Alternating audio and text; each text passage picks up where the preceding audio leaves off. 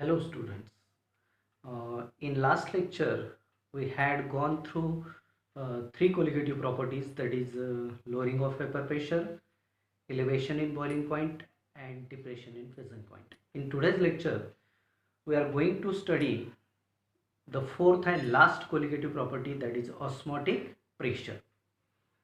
If you want to understand the fourth colligative property, that is osmotic pressure, then you should know about the one biological process which is known as osmosis. You should know what is meant by osmosis, and also you should know one membrane, one biological membrane which is called as semi-permeable membrane.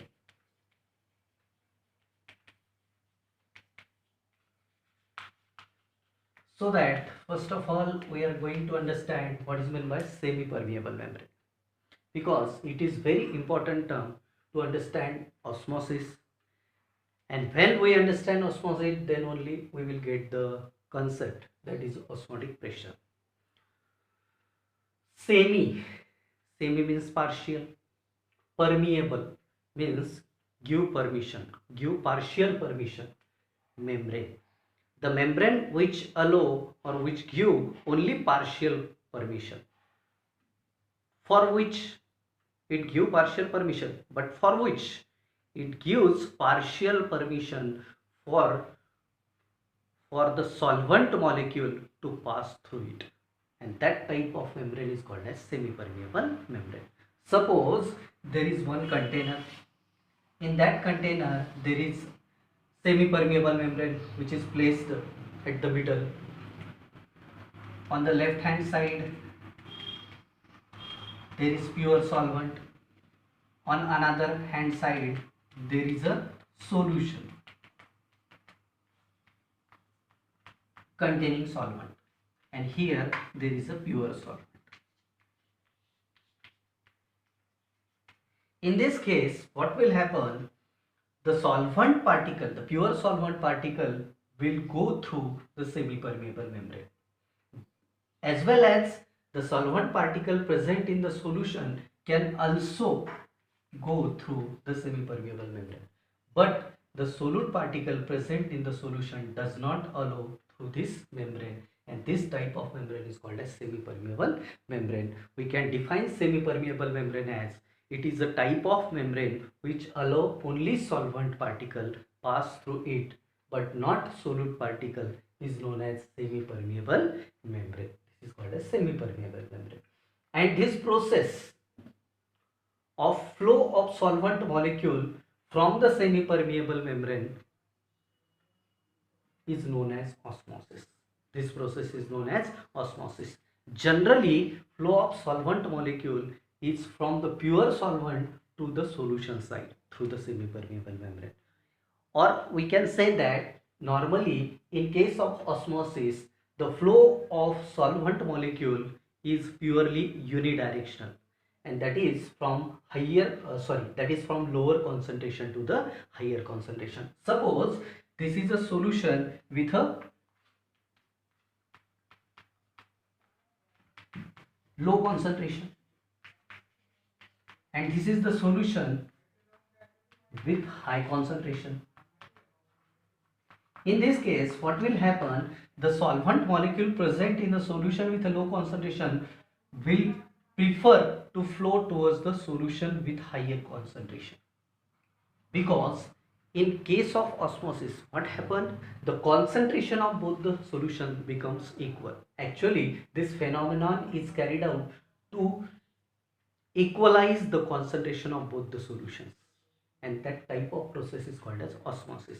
So we can define osmosis as it is the phenomenon, or it is the unidirectional flow of the solvent molecule through the semi-permeable membrane from lower concentration to the higher concentration, or from pure solvent to the solution through the semi-permeable membrane, and this type of process is called as osmosis.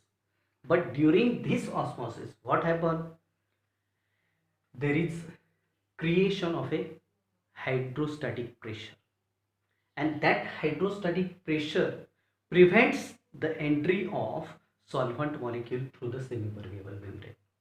And that type of pressure is called as osmotic pressure, and that pressure is called as osmotic pressure. The excess pressure exerted on the side of the solution which prevent the entry of solvent particle through the semi-permeable membrane is known as osmotic pressure. त्या प्रेशरला आपण काय म्हणत असतो, osmotic pressure. हे लक्षात ठेवा. But this pressure is not created by the solution or solvent particle. It is a hydrostatic pressure. Automatically it is generated to prevent the entry. This type of phenomenon we can see when river water meets to the sea water. At that point, in Marathi it is called as khadi.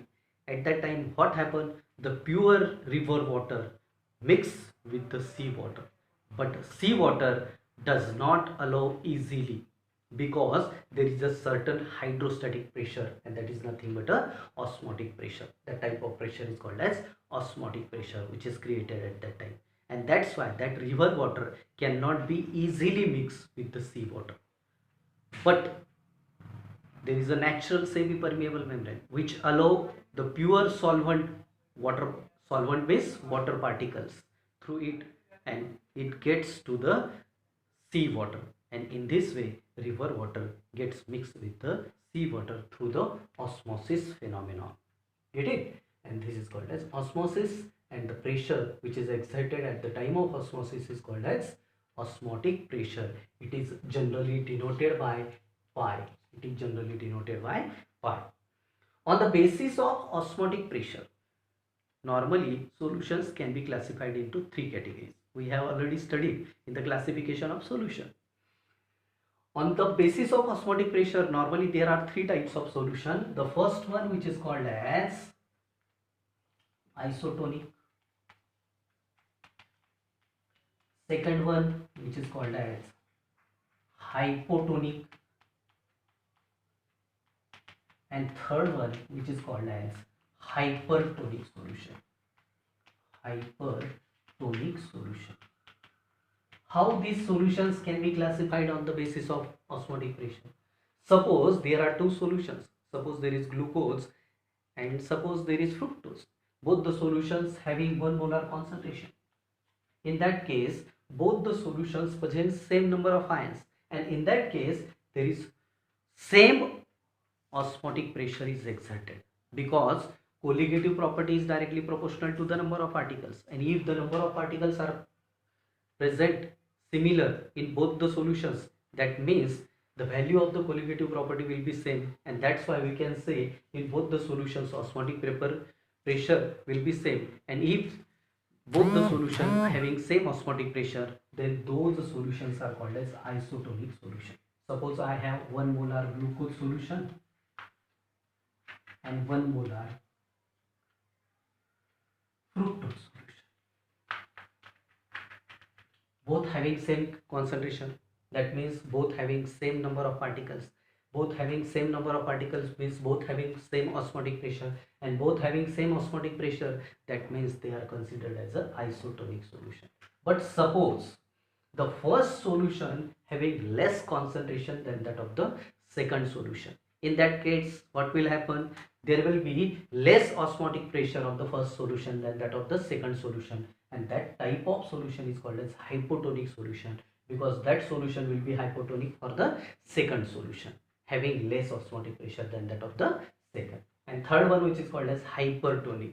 Hypertonic means the first solution having greater concentration. Greater concentration means more number of particles, and more number of particle means greater osmotic pressure, and the solution having greater osmotic pressure is normally considered as a hypertonic for the second solution which is having less osmotic pressure, and that type of solutions are called as hypertonic solution. And in this way we can classify solution into three categories, that is isotonic, hypotonic and hypertonic solution. Here we can take example of glucose and sucrose for the isotonic also.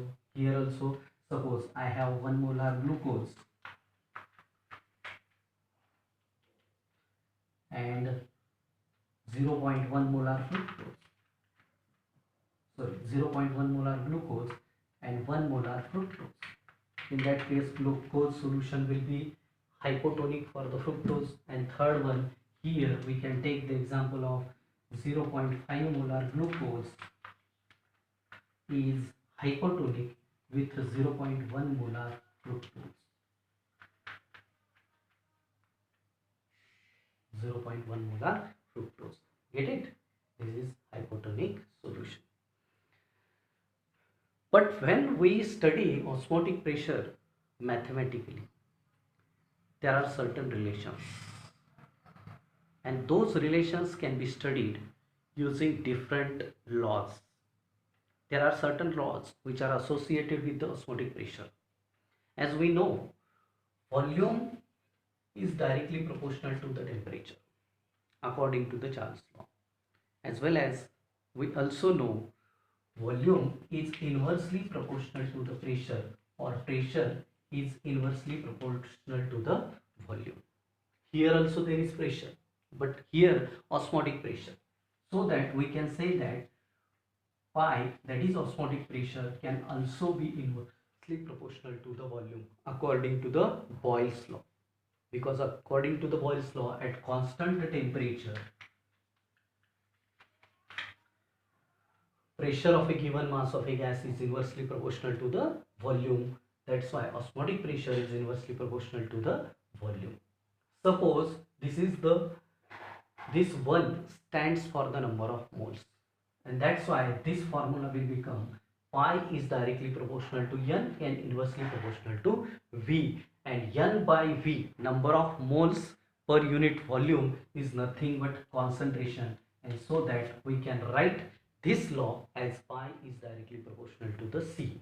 And from this we can definitely say that at constant temperature osmotic pressure is directly proportional to the concentration. Osmotic pressure is directly proportional to the concentration. As well as we can say that osmotic pressure is directly proportional to the temperature also, because pressure is directly proportional to the temperature according to the Gay-Lussac's law. Here also osmotic pressure is directly proportional to the temperature, and from this we can say that pi is equal to C constant, K, C and T. Suppose this K replaced by the R, then this formula will be pi is equal to CRT, where R is the constant term, and this is called as solution constant. And from this we can say that pi is equal to CRT. Pi is equal to CRT, and this equation gives the relationship between osmotic pressure and the concentration, osmotic pressure and the temperature. Actually this equation is directly given in your textbook, but first you should know the idea about the Boyle's law as well as Charles law, Gay-Lussac's law and all that. As we know, according to Charles law V is directly T, according to Boyle's law V is directly P, but here P stands for the osmotic pressure. P is inversely V, that means pi is inversely V at constant temperature, and so that here we are considering this one for the number of moles, that is N, and V, N by V, that is C, that's why pi is directly C at the constant temperature. Pi is directly T according to the Gay-Lussac's law, and that's why we can say that pi is equal to KCT, where K replaced by the R, that's why we can say that pi is equal to CRT, or we can again write this equation as pi is equal to, for C we can say N by V and RT. Okay, and that's why equation becomes pi is equal to N by V RT. N by V RT. This R is called as solution constant. This is called as universal constant. As per the ideal gas equation, where R is used as a universal constant, here also R is a universal constant. Get it? This is about the osmotic pressure, mathematical aspect for the osmotic pressure. There is also another one important concept which is called as the reverse osmosis. Then what is the reverse osmosis? Reverse osmosis is nothing but the process exactly opposite to the osmosis. In case of osmosis, what happens? the pure solvent particles passed through the semi-permeable membrane towards the concentrated solution, means impure solvent. Okay, but in case of reverse osmosis, what happens?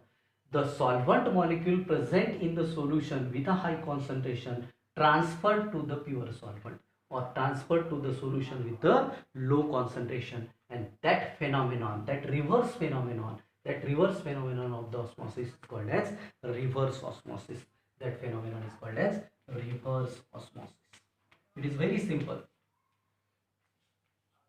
exactly opposite to the osmosis. In case of osmosis, what happens? There is flow of solvent molecule from lower concentration to the higher concentration. But in case of reverse osmosis, what happens? Here, the flow of solvent molecule from the higher concentration to the lower concentration through the semi-permeable membrane. And this is all about the osmosis phenomenon, osmotic pressure and semi-permeable membrane. I think all these terms are will be cleared in this video. So watch this video again and again. Your all the concept will be cleared. All your doubts will be dissolved. If not dissolved, then you can contact me on my personal number. So have a nice day. Thank you.